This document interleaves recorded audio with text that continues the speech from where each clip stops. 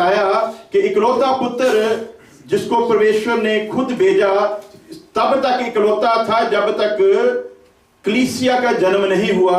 जब कलीसिया का जन्म हो गया फिर यीशु मसीह के लिए इकलौता लफ्ज नहीं बल्कि पहलोठा लफ्ज इस्तेमाल किया गया। हालेलुया। इकलौता तभी तक था जब तक कलीसिया का जन्म नहीं हुआ। जब कलीसिया का जन्म हो गया फिर इकलौता नहीं रह गया बल्कि पहलोठा हो गया। हालेलुया। इसी तरह लूका की इंजील में लिखा है, मरियम ने अपने पहलोठे पुत्र को जन्म दिया। पहलोठा कब होता है जी? जब कोई छोटा हो, यदि छोटा ना हो तो फिर पहलोठा कभी नहीं, फिर इकलौता होता है। हालेलुया। Praise the Lord. यदि एक है तो फिर इकलौता है, यदि बहुते हैं तो फिर जो पहला है वो पहलोठा है। जो वेद खुदावंद खुदा ने गुप्त रखा उसे संतों के ऊपर प्रकट किया, जिन्होंने अपना जीवन उसके हाथों में दे दिया और कहा कि अब मैं नहीं चलूंगा बल्कि तू मुझे चला, तू अपनी मर्जी के साथ चला। वो वेद जो पौलुस के ऊपर प्रकट किया गया उसको उसने फिर खोला। एक और वर्ष पढ़ेंगे, उसके बाद विचार करेंगे। इफिसियों 5:23 और उसके साथ ही कोलोसियन 1:18 भी पढ़ देंगे। जल्दी जल्दी कोई भी निकाले। क्योंकि पति पत्नी का सिर है। हालेलुया। पति पत्नी का सिर है, उसी तरीके से मसीह कलीसिया का। हालेलुया। और मसीह का सिर परमेश्वर है। जैसे ओनली जीसस वाले कहते नहीं, यीशु मसीह ही सब कुछ है जी। यीशु मसीह पिता है, यीशु मसीह पुत्र है, यीशु मसीह ही पाक रूह है। तो यदि यीशु मसीह ही है तो फिर कुरिन्थियों के खत में लिखा, परमेश्वर ने यीशु मसीह को मुर्दों में से जिलाया। हालेलुया। तो यदि यीशु मसीह ही परमेश्वर है तो परमेश्वर कभी मर नहीं सकता। Praise the Lord. कभी आपके ओनली जीसस वालों के साथ बात हो तो परमेश्वर मरता नहीं। तो इसका मतलब हम तो यीशु मसीह की मौत का प्रचार कर रहे हैं। तो यदि यीशु मसीह मरा तो फिर वो खुद जी नहीं सकता था। यदि वो जी सकता था तो फिर मरा ही नहीं। तो इसलिए वो मुसलमान अच्छी बात कहते हैं, परमेश्वर ना मरता है ना पैदा होता है। हमसे तो वो अच्छे हैं। परमेश्वर ना मरता है ना पैदा होता। परमेश्वर नहीं मर सकता था, इसलिए उसने अपने इकलौते को भेजा, उसे मरने दिया, फिर उसे मुर्दों में से जिलाया। हालेलुया। और फिर हमारे यहोवा विटनेस वाले जो वो कहते हैं यीशु को मानने की जरूरत ही नहीं है, परमेश्वर ही सब कुछ है, उसी ने तो यीशु मसीह को भेजा, इसलिए बीच वाले को मानने की क्या जरूरत है। आप सीधा यहोवा को ही क्यों नहीं, डायरेक्ट ही क्यों नहीं मान लेते। तो यहोवा का हुक्म क्या है? जो मेरे हुक्मों पर चलता है, जो मेरे कानून को मानता है, जो मेरे कहे के अनुसार चलता है, वही है जो मेरे पास आ सकता है। और वो यहोवा ये कहता है कि जो मेरे पुत्र पर ईमान लाएगा वो बचाया। हालेलुया। सो गलत तालीम अभी से नहीं है, शुरू से ही चल रही है। और ये गलत तालीम इतनी हद तक गलत होगी कि सुनने वालों के ऊपर ऐसा हिप्नोटाइज उनको कर दिया गया कि वो अभी सच को जानकर सुनकर भी सच को मानने के लिए तैयार नहीं होते। कहते कि लोग इतने इतने बड़े संत वो बेवकूफ थोड़ी थे, उनका दिमाग थोड़ी खराब था, वो शुदाई थोड़ी थे जो इतना इतना कुछ कह गए। आप आज उठकर ये बातें कह रहे हो, मैं नहीं कह रहा बल्कि पाक कलाम कह रहा है। हालेलुया। और यहां पर आपको कोई शक हो, कोई डाउट हो, आप क्लियर कर लेना, आपको पूरा हक दिया गया है। तो क्या लिखा है पढ़ेंगे दोबारा फिर इफिसियों 5:23 को। पत्नी का सिर जो है वो पति है और पति का सिर मसीह है। हालेलुया। तो हम क्या देखते थे कि पहले हमने यीशु मसीह को कबूल कर लिया, लेकिन सिर जो था वो हमारा ही था। हालेलुया। यीशु का सिर अपने ऊपर लगने नहीं दिया। जितनी देर तक यीशु का सिर हमारे ऊपर नहीं लगता उतनी देर तक बॉडी को कंट्रोल नहीं हो सकता। तो हम अपना ही सिर लगाकर उस बॉडी को कंट्रोल करने की कोशिश कर रहे हैं। तो यीशु का सिर आना चाहिए। हेड जब तक यीशु नहीं बन जाता तब तक समस्या है। जब यीशु को हेड बना लेंगे तब हर समस्या का हल हो जाएगा। हालेलुया। तब कोई समस्या नहीं रहेगी, क्योंकि हेड जो है वो सारी बॉडी को कंट्रोल करता है। जैसे पिछले दिनों में सीखा था, बदन के किसी भी हिस्से में चोट लग जाए वो पार्ट जो है वो आपका डैमेज हो सकता है, लेकिन फिर भी आप अपने होशो हवास में रहते हो। सिर्फ एक सिर है जिसके ऊपर यदि चोट लग जाए, बाकी किसी शरीर पर कोई चोट नहीं होती, लेकिन पूरे का पूरा शरीर जो है वो डेड हो जाता है जब दिमाग काम करना। हालेलुया।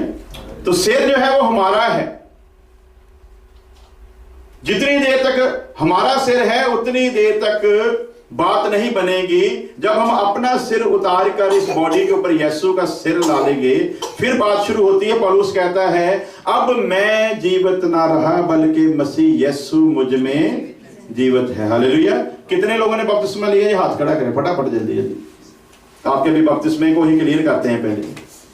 कितने लोगों ने लिया बपतिस्मा? हाथ जिन्होंने लिया वो हाथ खड़ा करें फटाफट। हालेलुया। पौलुस कहता है कि अब मैं जीवित नहीं बल्कि कौन जीवित है? मसीह मुझ में जीवित है। जो इंसान मर गया उसको यदि आप पैर से मारेंगे तो वो आपको कुछ बोलेगा? हालेलुया। बपतिस्मा को कहते हैं आम लोग के हम लोगों का पुराना मनुष्य तब जो था वो यीशु मसीह के साथ दफन कर दिया गया और पानी के बाहर जो आया वो नया इंसान यीशु मसीह है। अब मैं जीवित नहीं बल्कि मुझ में कौन जीवित है? तो ਤੁਹਾਨੂੰ थोड़ी जी दुख की गल करते ਤੁਹਾਡੀ शक्ल देखने वाली होती है।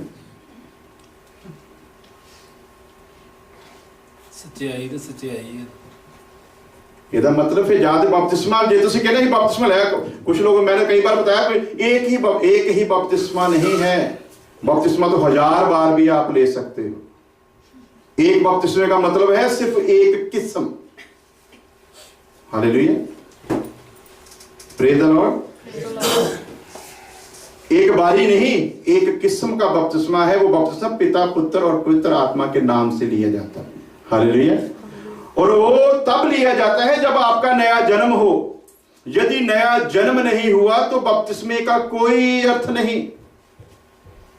वो किसी भी कीमत का नहीं, उसका कोई वजूद नहीं। यदि आपका नया जन्म नहीं हुआ, बपतिस्मा उसको लेना चाहिए जिसका सबसे पहले नया जन्म हुआ हो। हालेलुया। तो नया जन्म क्या है? भाई बूटा जी तुसी किसे काम दे बंदे ने? भाई बूटा जी हसणगे ठीक है जी बिल्कुल, ਆਪਾਂ किसे काम दे बंदे ने? भाई बूटा जी तो बंदा माड़ा ही कोई नहीं। भाई बूटा के बोल करेंगे बिल्कुल माड़ा कोई नहीं। तो जे भाई बूटा जी उठ के मेरे गल पै जाते हैं तो फिर अजे मसीह इन्हां दे विच जन्म नहीं लिया। हालेलुया। बड़े दुख सहने पैंदे। जब पौलुस कहता कि मैं मर गया, मरे हुए इंसान की कोई डिजायर हो सकती कि मेरी कोठी का क्या होगा?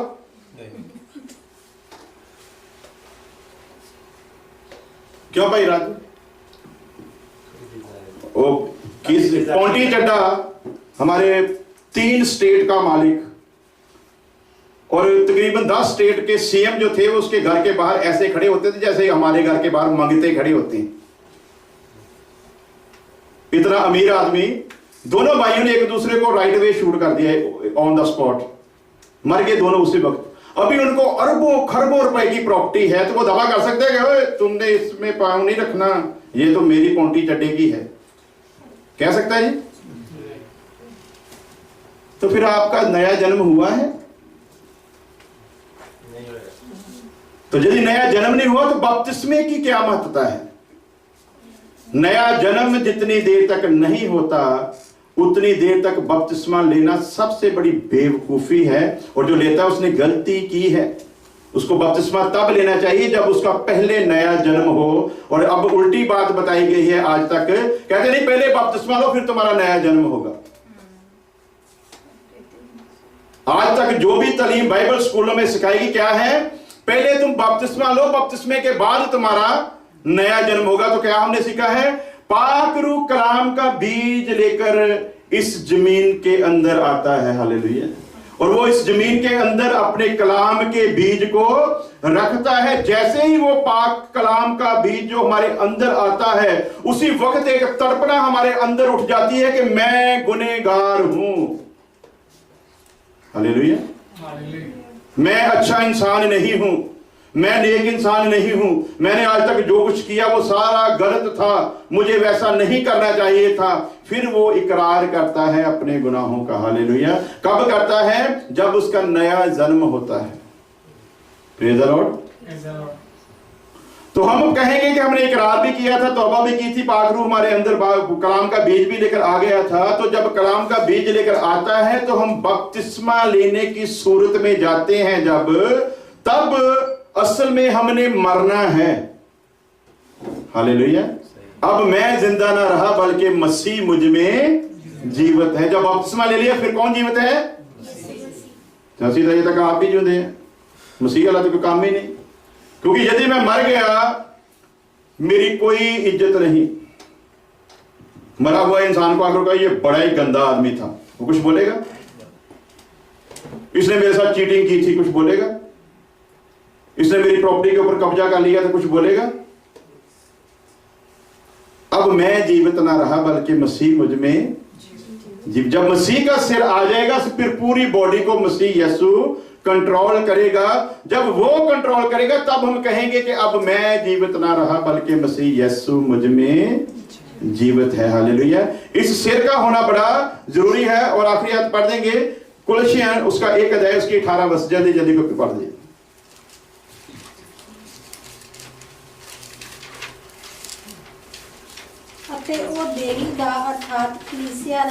हालेलुया। ओ कौन? यीशु मसीह देही अर्थात कलीसिया दा किया यीशु मसीह सिर है। कलीसिया का सिर कौन है जी? सारे बोलो। कलीसिया का सिर, हम तो उसके पार्ट हैं, अंग हैं उसके। एक एक अंग मिलकर बॉडी बनेगा। जब पूरी बॉडी बन जाएगी तो जब यीशु दुल्हन को लेने आएगा, बदन दुल्हन होगी, हेड यीशु मसीह होगा। तो फिर आप कैसे होंगे? इसलिए यूहन्ना अपने खत में लिखता है, हे बच्चों अभी तक प्रकट नहीं हुआ कि हम क्या होंगे, लेकिन एक बात पक्की है, जब वो आएगा तब जैसा वो है वैसे हम भी हो जाएंगे। हालेलुया। अभी कोई मेडिकल तरीके से वो भाई की गर्दन को उतार कर उसके ऊपर मेरी गर्दन लगा देगा तो बाद में ये कहीं जाएगा तो लोग क्या कहेंगे? आपका नाम क्या है जी? हाँ जी, मेरी गर्दन। हाँ जी, आपका नाम क्या है? लकी। हाँ जी, लकी की गर्दन को उतार कर मेडिकल तरीके से मेरी गर्दन उसके ऊपर लगा दी जाए, बाद में लकी चला जा रहा है तो लोग क्या कहेंगे? कौन आ रहा है? तो ਤੁਹਾਨੂੰ देख के क्यों नहीं कहते यीशु आंदा पे? क्योंकि हाले सिर नहीं लगा ना। अंताकिया की कलीसिया में शागिर्द पहली बार मसीही कहलाए। कब? जब मसीह का सिर उनके ऊपर, कलीसिया का सिर मसीह है। ये नजर आना चाहिए। जब ये नजर आएगा तब आपका चेहरा नजर नहीं आएगा, और जब ये चेहरा नजर आएगा तब कलीसिया जो है उस प्रतापवान कलीसिया के मुकाम तक पहुंचेगी जैसी वो चाहता है। Hallelujah. Praise the Lord, praise the Lord. थोड़ी बहुत ही पई गल मत समझ के नहीं, थोड़ी बहुत ही पैगी। चलो आगे बढ़ते हैं जी। ये मैंने टच करवाया था ताकि आप समझ जाएं खुदा की योजना क्या है, खुदा क्या चाहता है, खुदा की खुशी किस बात में है। हम पढ़ेंगे प्रकाशित वाक्य 4 अध्याय। आज वर्ष पढ़ा कर मैं आपको समझाना चाहता हूं कुछ। प्रकाशित वाक्य रेवलेशन 4 अध्याय उसकी 11 वर्ष। इसको पंजाबी हिंदी में आप पढ़ेंगे तो उसका मीनिंग जो है वो आपको समझ नहीं आएगा। अगर इंग्लिश की बाइबल NIV को पढ़ेंगे तब भी समझ नहीं आएगा, अगर न्यू स्टैंडर्ड बाइबल को पढ़ेंगे तब भी वो बात नजर नहीं आएगी। हो सकता है अभी जो न्यू इंटरनेशनल वर्जन आया है उसमें अगर कुछ बात उन्होंने क्लियर की हो तो हो सकता है, अदरवाइज किंग जेम्स जो सीधा हिब्रू से लिया गया ट्रांसलेशन है उसके अनुसार उस आयत में जो मेन वर्स लिखी गई है उसका मतलब है परमेश्वर की खुशी। हालेलुया।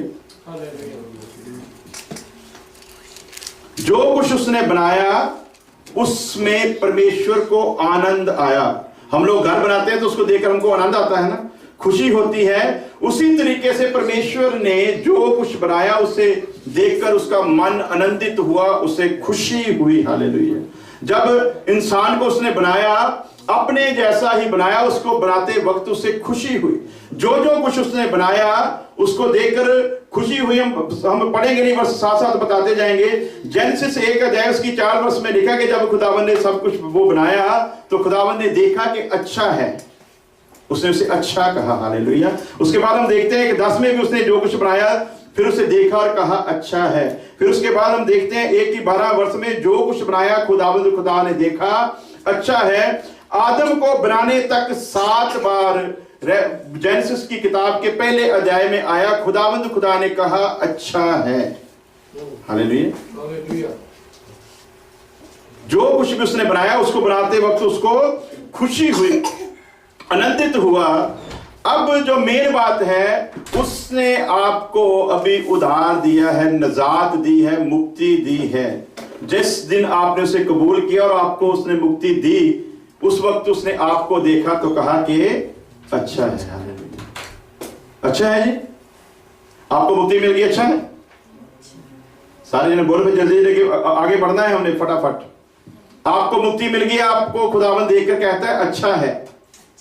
हालेलुया। तो जब आप दुआ करते हो खुदावंद, खुदा पड़ोसी का घर 3 मंजिला, मेरा घर 1 मंजिला, अच्छा नहीं है। जो करते हैं उनके लिए है ना। पड़ोसी के पास कार है, हमारे पास कार नहीं है। अच्छा नहीं है। पड़ोसी का बेटा अमेरिका चले गया, हमारा बेटा तो वही भी नहीं गया।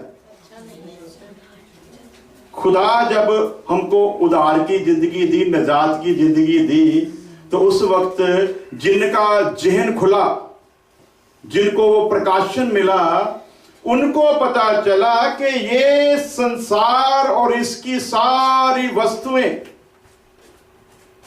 ये कूड़ा है, इनका कोई भी वजूद नहीं है। जब उधार पाए हुए इंसान के लिए इस जहान की कोई भी चीज मायना नहीं रखती, क्योंकि उसे पता चल गया कि मुझे मिलने वाला क्या है। हालेलुया। जब उसे असली मोती मिल गया, तब उसने अपना सब कुछ बेच दिया। कि थोड़ा बहुत रख लिया जी, सब कुछ बेच दिया और उस अनमोल मोती को खरीद लिया। Hallelujah. Praise the Lord. Kashmir के बादशाह के ऊपर एक समस्या जब आई, तो जिसके साथ उसकी संधि थी वो सिंध देश का इंसान था, और उसके ऊपर प्रॉब्लम आ गया। जब उसको कैद कर लिया गया तो उसकी पत्नी ने शर्त रखी कि मैं अपने पति को किसी भी कीमत पर आजाद करवाना चाहती हूं। तो उन्होंने कहा कि क्या कीमत दे सकती हो? उसने कहा मेरे पास दुनिया का बेशकीमत हीरा है। हालेलुया। यदि आप मेरे पति को छुड़ा देंगे तो मैं वो बेशकीमत हीरा आपको दे दूंगी। उस बेशकीमत हीरे के बराबर अभी भी दुनिया में कोई हीरा नहीं, और वो हीरा आज ब्रिटिश गवर्नमेंट के पास है, जिसको कोहे-नूर हीरा कहा जाता है। हालेलुया। और उसके पति की रिहाई के बदले में उस औरत ने वो अनमोल हीरा, जो आज भी दुनिया का बेशकीमत हीरा माना जाता है, अपने पति की रिहाई के लिए उसने वो हीरा दे दिया। हालेलुया। क्यों? क्योंकि उसे पता था इस हीरे से ये हीरा कहीं कीमती है। हालेलुया। Praise the Lord.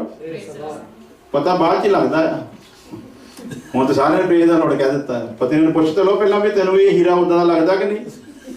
अगले कहने तू जिथे मर्जी जा, सानू जे चीज़ां दिंदा तो साडा बंदा नहीं, तो तेरे नाल साडा कोई वास्ता नहीं। हालेलुया।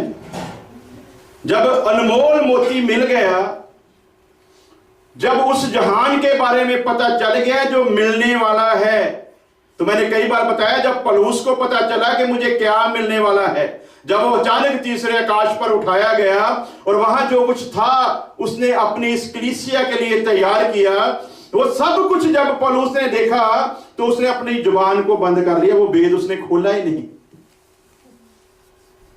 जो कुछ देखा, जब वो देख लिया, तब उसे पता चला इस शरीर की कोई अहमियत नहीं, मारो कोड़े कितनी बार मारते हो। उन्होंने कहा तुझ पर 2 बार चल चुके हैं कोड़े, तेरा जिस्म अभी इस हद तक छलनी हो चुका, अभी तू तीसरी बार कोड़ों की मार बर्दाश्त नहीं कर सकता। उसने कहा नहीं, जो कुछ मैं देख आया हूं उसके सामने ये कोड़ों की मार कोई अहमियत नहीं रखती। हालेलुया। नॉर्थ कोरिया में एक इंसान और उसकी पत्नी और 7 बच्चे थे, और वो चीफ सेक्रेटरी था, सीएम के बराबर पोस्ट होती है। और जब उसने माना, क्योंकि साउथ कोरिया के सभी लोग क्रिश्चियन है, नॉर्थ कोरिया कम्युनिस्ट लोगों का इलाका है, और उस इंसान को कहा गया कि तू क्रिश्चियन बन गया है, यदि तू छोड़ दे तो ठीक है, नहीं तो तुझे चीफ सेक्रेटरी से हटा दिया जाएगा। उसने कहा चीफ सेक्रेटरी से मैं हटने के लिए तैयार हूं। हालेलुया। उसको हटा दिया गया। उसका अपना एक बहुत बड़ा बंगला था, वहां पर भी वो लोग आ गए, अगर तूने यीशु मसीह को नहीं छोड़ा तो तुझे इस बंगले से बाहर निकाल दिया जाएगा और इस घर को आग लगा दी जाएगी। उसने कहा यीशु मसीह के साथ मैंने जीवन शुरू किया। जो मुझे मिलने वाला है उसके सामने इस बंगले की कोई भी कीमत नहीं। उन्होंने उसको जला दिया, उसे घर से बाहर निकाल दिया, एक ब्रिज की छत के नीचे जाकर जीवन गुजारना शुरू किया। वहां पर भी उन लोगों ने उसको टिकने नहीं दिया। वहां पर भी आगे एक डिच मशीन लाए और बहुत बड़ा गड्ढा खोदा और उसमें उसको डाल दिया परिवार समेत, और फिर ऊपर से मिट्टी डालनी शुरू की। एक एक करके बच्चा जो है वो दफन होता जा रहा है और साथ साथ पूछा जा रहा है, तू यीशु का इनकार करता है कि नहीं?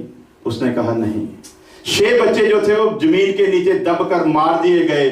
7वें बच्चे के ऊपर जब सिर के ऊपर मिट्टी आने लगी, थोड़ा सा कमजोर हुआ, तो पत्नी ने कहा, बेटे की तरफ मत देख, यीशु की सलीब की तरफ देखा।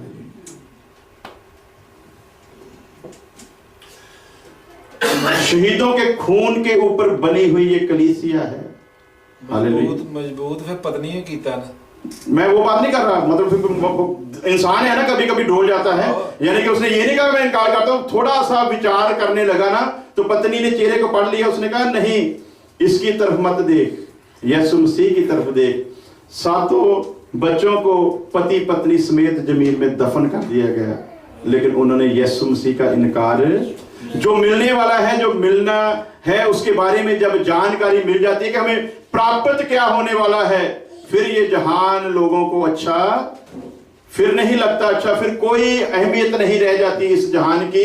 इसलिए विचार करना है कि हम लोग कहां पर खड़े हैं, खुदा की खुशी किसमें है, खुदा आनंदित किससे होता है। दाऊद कहता है, वो मुझे खाई से निकाल लाया और उसने मुझे आकर चट्टान पर खड़ा कर दिया, इसलिए कि यहोवा परमेश्वर मुझसे प्रसन्न था। हालेलुया। क्यों निकाल के खड़ा किया जी? क्योंकि वो मुझसे प्रसन्न था। हम लोग परमेश्वर को प्रसन्न करने वाला तो कोई काम करने के लिए तैयार है ही नहीं। उसने जो कुछ बनाया वो देखता है और कहता है कि अच्छा है। और फिर लिखा कुछ की किताब उसका 2:23 में, इस्राएली जो गुलामी में थे, उन्होंने गुलामी में 400 साल बिताए थे और फिर परमेश्वर के आगे उन्होंने मिन्नतें की, और पंजाबी में लिखा होके भर भर के रोए। और लिखा परमेश्वर के कानों तक उनका रोना जो था वो पहुंचा। और परमेश्वर ने मूसा को कहा कि जा, तो मेरी संतान को वहां से आजाद करवा के लेके आ। और जैसे ही उनको आजाद करवाया, कुछ की किताब 14:11 में हम देखते हैं, पीछे मिस्री सेना जब आई तो क्या कहते हैं, पहले रो रहे हैं, अब भी रो रहे हैं। रोने रोने में फर्क आ गया। अब कैसा रोना था और तब कैसा। पहला रोना परमेश्वर को पसंद आया, उसके कानों को अच्छा लगा। अब क्या रो रहे हैं, परमेश्वर हमको यहां, क्या मिस्र में कब्रें कम थी? क्यों परमेश्वर हमको निकाल के लाया? यदि उसने जंगल में मिस्रियों के हाथों से हमें मरवाना था। तो मूसा ने जब परमेश्वर से बात की तो उसने कहा, इनको समझा, उनको वो पीछे आ नहीं रहे, मैं उन्हें पीछे ला रहा हूं, हालेलुया, ताकि मैं बता सकूं कि मैं यहोवा परमेश्वर हूं।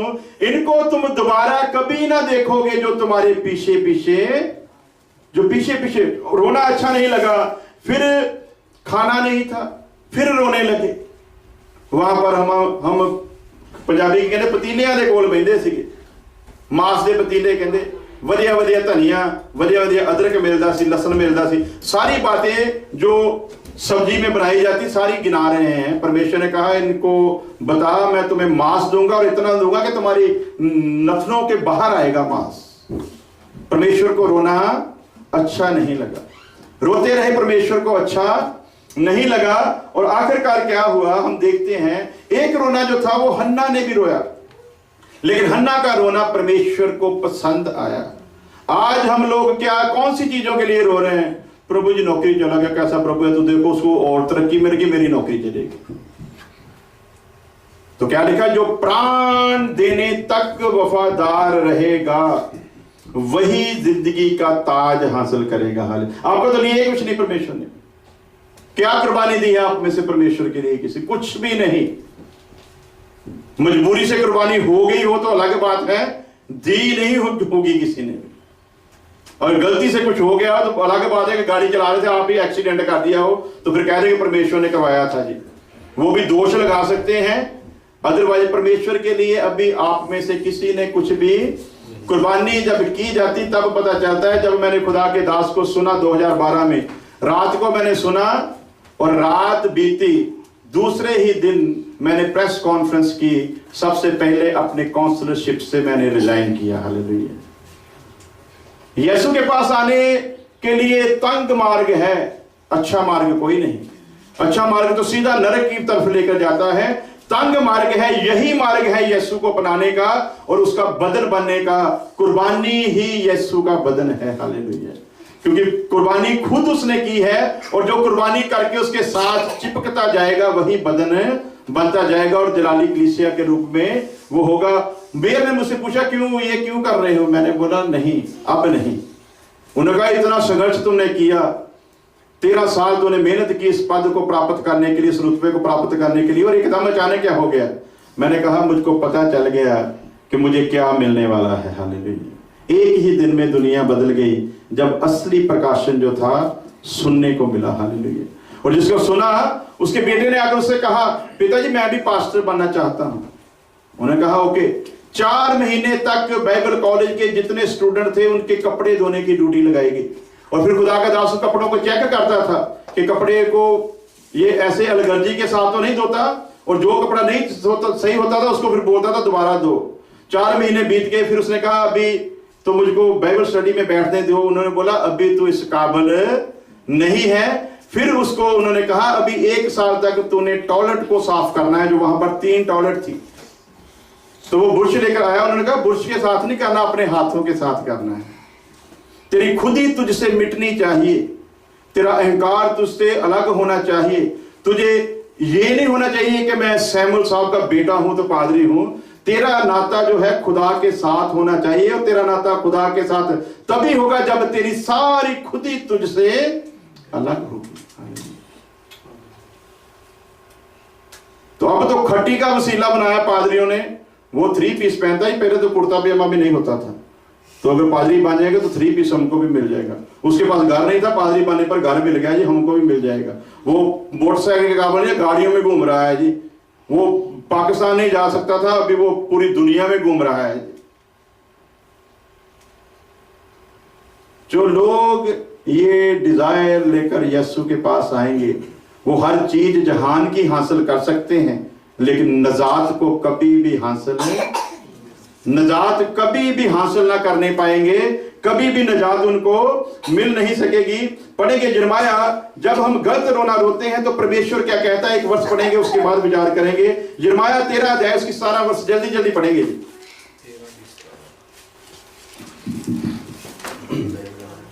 जब व्यर्थ रोना हम रोते हैं, जब परमेश्वर को पसंद आने वाला रोना जो होता है वो हम नहीं रोते, बल्कि परमेश्वर को, कभी कभी हमारे बच्चे भी रोते हैं। हालेलुया। अब ये रोएगी कि डैडी मुझको स्कूल में जाना है, यूनिफॉर्म ले दो, तो वो तो बात बनती है। अब जब ये ऐसा रोना रोएगी जो बनती नहीं बात, तो वहां पर मुझको ये नहीं होगा कि मेरी बेटी है, वहां पर मुझको गुस्सा आएगा। हालेलुया। तो हम लोग जब व्यर्थ की चीजें मांगते हैं खुदा से, ऐसे ही जिद कर नहीं तुझको देना चाहिए, तू बाप नहीं है, तो खुदा कहता है मुझे तुझ पर गुस्सा आ रहा है। इसलिए लिखा मुझे इंसान को बनाने पर अफसोस है। अब मैं इसको सारे जीव जंतुओं के साथ ही फना कर दूंगा। मुझको अफसोस हुआ कि मैंने इसको किस लिए बनाया था और ये कैसा बन गया है। हालेलुया। पादरी से बेचारे कहना देखो सोने की अंगूठी पाई है मैं, मसीह में आने पर सोने की अंगूठी या खीरे की अंगूठी नहीं मिलेगी, तेरे पास जो है वो सारा कुछ देना पड़ेगा। हालेलुया। वो तो गल्ला भी इतने करते फिर, मुझको यीशु मसीह ने ये बरकत दी, मुझको यीशु मसीह ने ये बरकत दी, मुझको वो चारों 5 उंगलियां फिर दिखाएंगे सारी की सारी। मैंने भी डाली थी, गिनियां डाली थी, 4 गिनियां इधर और 4 गिनियां इधर। हालेलुया। और मैं लोगों को दिखाता ये यीशु मसीह की बरकत है, और जिस ढंग से उसको मैंने प्राप्त किया था वो मुझको पता है। जिन चलाकियों के साथ, जिन गेड़ों के साथ उसको मैंने प्राप्त किया था वो फिर मुझको पता है। तो एक गाना मैंने पाकिस्तान सुना, दुनिया में दिना है लोगों को गेड़े, केड़े कर्म कमाउंदा बंदिया दसीए जेड़े। गेड़े करके भी बाद कहते प्रभु की बरकत है, प्रभु ने आपको कोई बरकत नहीं देनी, बस एक ही चीज देगा, वो जो जहान पूरा बेचकर भी तुम खरीद ना पाओगे। हालेलुया। कोई कीमत नहीं दे सकता इंसान उसकी, सिर्फ एक ही है कि अपना दिल जो है वो यीशु मसीह के हवाले कर दो। हालेलुया। तब वो अपना बदन बना लेगा। जब बदन बन जाओगे, अब ये मेरा बदन है, राइट, तो ये मुझको कहता है पेट के नहीं तुझको मुझको ढांपना चाहिए, मेरे पेट की मुझे फिक्र है, मेरे पाँव को ठंड लग रही है उसको मैंने जुराब पहनानी है, मुझे फिक्र है, मेरे हाथों को ठंड लग रही है उसको ग्लव्स डालना है मुझे। यदि आप यीशु मसीह का बदन बन गए हो, फिक्र आपको होनी चाहिए या यीशु मसीह को होनी चाहिए? तो फिर आप क्यों करते हो जी? नौकरी चलेगी रोते क्यों हो? नौकरी मिल गई क्यों गवाहियां देते हो? यीशु मसीह ने मुझको बड़ी बरकत दी जी, मुझको चीफ इंजीनियर बना दिया जी। पहले पूछ तो सही, यीशु ने बनाया कि दूसरे यीशु ने बनाया है? तुझे तो जहान में लगा दिया, तेरी डिजायर को बढ़ा दिया, अब तू नाश हो जाएगा, नाश के किनारे आ जाएगा। इसलिए खुदा क्या कहता है, जब तुम ये काम करते हो, ये माया पढ़ेंगे, जल्दी जल्दी पढ़ेंगे जी और फिर दुआ करेंगे।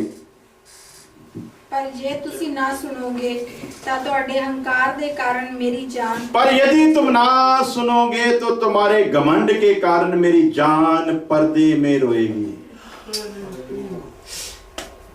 परमेश्वर को प्रसन्न करना है कि रुलाना है? हालेलुया। क्या कहता है खुदा का कलाम? जब तुम ये पंजाबी जी ਜਦੋਂ तक तुम ये करतूता करोगे उदों तक मेरी जान पर्दे दे पिछे। किन्ना दुख दिने असीं उस खुदा नूं रुलाउने आ। ते दौलत की कहंदा ਉਹ ਮੈਨੂੰ ਖਾਈ ਦੇ ਵਿੱਚੋਂ ਕੱਢ ਕੇ ਲਿਆਇਆ, क्योंकि मैं ਉਹਦੀ जान नूं पर्दे दे पिछे रुलाया नहीं, बल्कि मैं ਉਹਦੀ जान नूं प्रसन्न कीता। हालेलुया।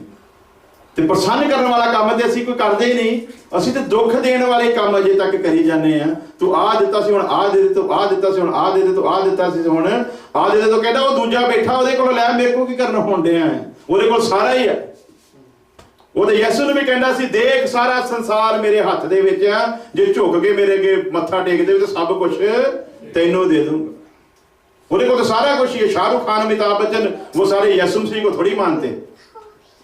आमिर खान यीशु मसीह को थोड़ी मानता, टाटा बिरला वाले यीशु मसीह को थोड़ी मानते हैं।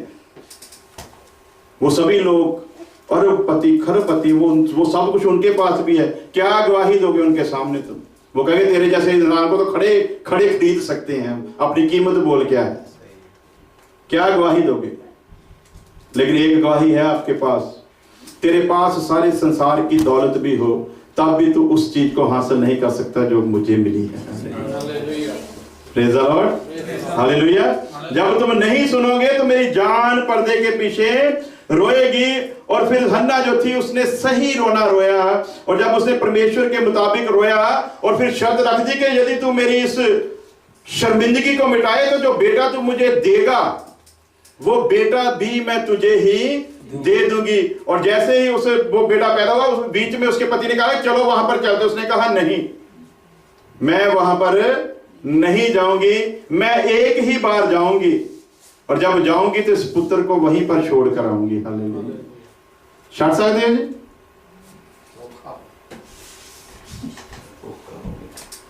भाई होना तो तेरे बेटे को एक छड़िया, ये कहेंगे यीशु छड़ देवांगे, बेटी नहीं छड़ी जाएगी। हालेलुया। बोलती तभी बेटा बड़ा हो गया श्रमी का, और क्या कहती जब मर गया तो कितना कॉन्फिडेंस है उस औरत के पास। जिसने भी पूछा क्या कहा? सलामती ही होगी। पति पूछ रहा है बेटा ठीक ठाक है? बोलती बस जो तुझे कहा वो तू कर दे, सलामती ही होगी। उसने दूर से देखा, अपने चेले को भेजा कि जा पूछ सब कुछ खैरियत से है। वो रास्ते में मिला, उसको भी उसने नहीं बताया, बोलती सलामती ही। कितना कॉन्फिडेंस है उसका। एक ही बात है कि किसी तरीके से मैं अली शाह के पास पहुंच जाऊं। हालेलुया। वो अपने पति के सामने नहीं रोई। हालेलुया। वो अपने नौकरों के सामने नहीं रोई। वो गेहाजी उसका शागिर्द था, उसके सामने भी नहीं रोई। जहां पर जाकर रोना चाहिए था वो वहीं पर जाकर रोई। हालेलुया। और जब वहां पर सही जगह पर जाकर रोई तो उसने कहा परमेश्वर ने ये बात मुझसे क्यों छुपाई। हालेलुया। परमेश्वर को मुझसे ये बात छुपानी नहीं चाहिए थी। उस बेटे को दोबारा जिंदगी दे डाली। हालेलुया। हमको पता ही नहीं है कि हम हैं क्या, हमको मिला क्या है, हमको हासिल क्या होना है, लेकिन इसको पता था। और आगे एक और वर्ष पढ़ेंगे यिर्मयाह 9:1 कि परमेश्वर की प्लान क्या है हमारे लिए, हम किस प्रकार का रोना रोते हैं और परमेश्वर हमसे किस प्रकार का चाहता है। रोना दो प्रकार का है, एक परमेश्वर को खुशी देता है और जब परमेश्वर खुश होता है तो आपकी जिंदगी बहाल होती है, और एक रोना वो है जब आप परमेश्वर को दुख देते हो। जब दुख देते हो परमेश्वर दुखी होता है, और जब कोई दुखी होता है तो उसके अंदर से कभी आशीष नहीं निकल सकती। हालेलुया। कभी बरकत उसके अंदर से नहीं निकल सकती जब वो दुखी होगा। पढ़ेंगे जल्दी जल्दी वर्ष पढ़ो ताकि तुम समझ सको। यिर्मयाह 9:1 काश के मेरा सिर पानी हुंदा। हालेलुया। अब कैसे लोग चाहिए कलीसिया के लिए? खुदा का दास लिख रहा है काश के मेरा सर पानी होता। हालेलुया। इनू की बखत पिया सी जी। एक आदमी कह रहे हैं कि काश मेरा सिर आज भी पादरी बड़े रोंदे हैं, पर उन्होंने रोंदे पर प्रभु जी कलीसिया घट गई। तू की लेना देना कलीसिया घटे तो भावें बधे, ये तेरी चिंता। प्रभु जी दसवंत भी खम हो गया, रोजे रख लेते कादे वास्ते। हालेलुया। ये केड़ी तलीम है जी तुम सिखा रहे हो लोगों को? कलीसिया बधे। आज हम दुआ पता क्या कर रहे थे? खुदा तो यहाँ पर उन्हीं लोगों को लेकर आ जो इस तलीम में चल सकते हैं। हमको भीड़ नहीं चाहिए। कोई करता ही इदा की दुआ? वो कहते ले ही आ जिदा के माजी लूले लंगड़े जिदा कट्ठे कर फटाफट बस घर भरना चाहिए, बाकी कोई प्रॉब्लम नहीं। तो हम लोग दुआ कर रहे हैं खुदा तो उन्हीं को लेकर आ जो चलना चाहते हैं। जो नहीं चलना चाहते क्यों हम उन पर एनर्जी व्यर्थ करें, क्यों उन पर अपना टाइम वेस्ट करें? तो उन्हीं को ला जो तेरे कलाम के अनुसार तैयार हो, जब तू आए तो तेरी दुल्हन में शामिल हो सके। हालेलुया। Praise the Lord. मेरा सिर पानी हुंदा ਅਤੇ ਮੇਰੀਆਂ ਅੱਖਾਂ ਅੰਜੂਆਂ ਦਾ ਮੇਰੀਆਂ ਅੱਖਾਂ ਹੰਝੂਆਂ ਦੇ ਸੋਤੇ ਹੁੰਦੀਆਂ ਤਾਂ ਮੈਂ ਆਪਣੀ ਪ੍ਰਜਾ ਦੀ ਧੀ ਦੇ ਵੱਡਿਆਂ ਹੋਇਆਂ ਨੂੰ ਮੈਂ ਆਪਣੀ ਪ੍ਰਜਾ ਦੀ ਧੀ ਦੇ ਵੱਡਿਆਂ ਹੋਇਆਂ ਦੇ ਲਈ